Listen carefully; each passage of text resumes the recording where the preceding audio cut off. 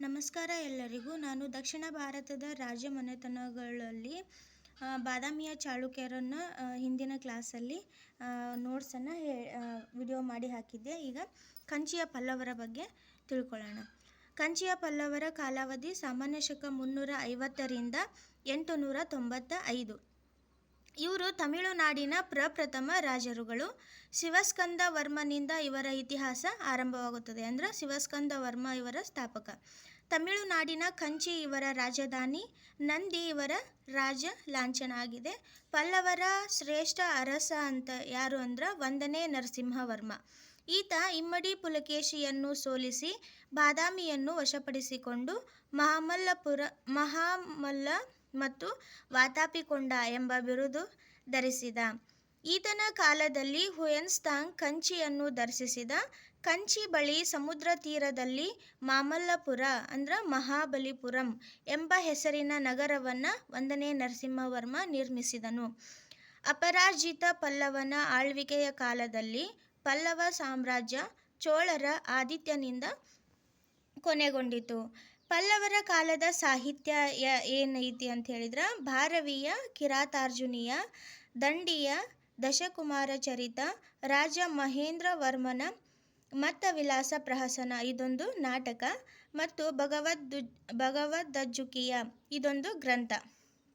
ಇನ್ನು ನಳಂದ ವಿಶ್ವವಿದ್ಯಾಲಯದ ವಿದ್ವಾಂಸ ಧರ್ಮಪಾಲನು ಕಂಚಿಯಲ್ಲಿಯೇ ಜನಿಸಿದವನು.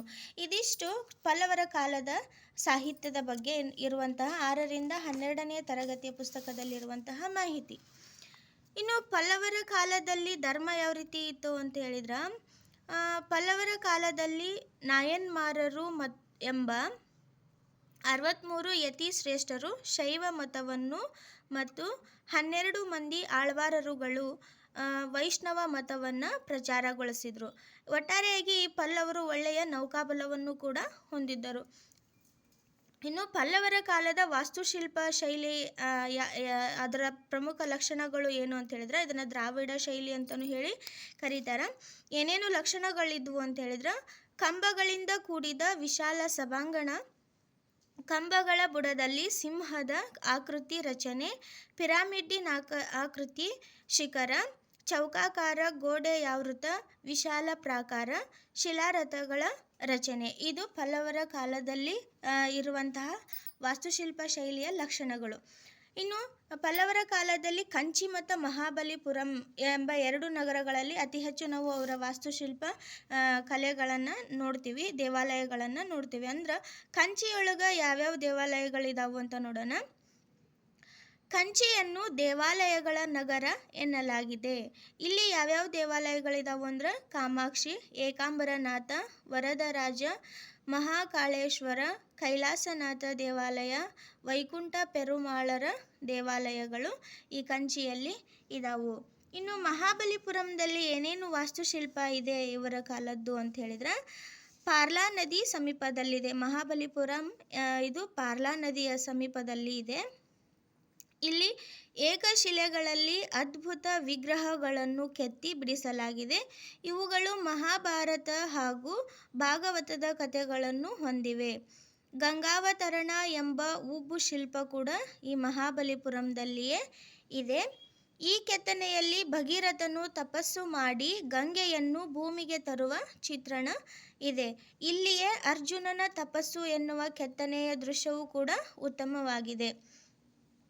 7 ಪಗೋಡಗಳೆಂದು ವಿಶ್ವ ಪ್ರಸಿದ್ಧವಾಗಿರುವ 7 ಶಿಲಾರಥಗಳು ಪಲ್ಲವರ ಕಲೆಯ ಮೇರು ಕೊಡುಗೆಯಾಗಿದೆ. ಈ ರಥಗಳಿಗೆ ಪಾಂಡವರ ಮತ್ತು ದ್ರೌಪದಿಯ ಹೆಸರುಗಳನ್ನು ನಾಮಕರಣ ಮಾಡಲಾಗಿದೆ. ದ್ರೌಪದಿ ರಥ ಚಿಕ್ಕದು ಮತ್ತು ಧರ್ಮರಾಯ ರಥ ದೊಡ್ಡದು. ಇದಿಷ್ಟು ಮಾಹಿತಿ ಕಂಚಿಯ ಪಲ್ಲವರ ಬಗೆಗೆ 6ರಿಂದ 12ನೇ ತರಗತಿಯ ಪುಸ್ತಕದಲ್ಲಿ ಇರುವಂಥದ್ದು. ಈ ವಿಡಿಯೋ ಇಷ್ಟ ಆದರೆ ಒಂದು ಲೈಕ್ ಕೊಡೋದನ್ನು ಮರಿಬೇಡ್ರಿ. ಜೊತೆಗೆ ನನ್ನ ಚಾನಲನ್ನು ಸಬ್ಸ್ಕ್ರೈಬ್ ಮಾಡ್ಕೊಳ್ಳಿ. ಈ ಚಾನಲ್ ಸಬ್ಸ್ಕ್ರೈಬ್ ಮಾಡ್ಕೊಳ್ಳೋದ್ರಿಂದ ನೀವು ಬೇಸಿಕ್ ಬುಕ್ಸನ್ನು ಓದುವಂತಹ ಅವಶ್ಯಕತೆಯೇ ಇಲ್ಲ. ಅವುಗಳನ್ನು ನಾನು ಈ ರೀತಿ ನನ್ನದೇ ಆದ ಶೈಲಿಯೊಳಗೆ ಒಂದು ನೋಟ್ಸನ್ನು ಮಾಡ್ಕೋತಾ ಇದ್ದೀನಿ. ಪ್ರತಿಯೊಂದು ಟಾಪಿಕ್ಗಳಿಗೆ ಸಂಬಂಧಿಸಿದಂತೆ ನೋಟ್ಸನ್ನು ಹಾಕ್ತಾ ಹೋಗ್ತೀನಿ. ಅವು ನಿಮ್ಗೆ ಖಂಡಿತ ಯೂಸ್ ಆಗೇ ಆಗ್ತಾವೆ ಅನ್ನೋ ಒಂದು ನಂಬಿಕೆ ನನಗಿದೆ. Thank you.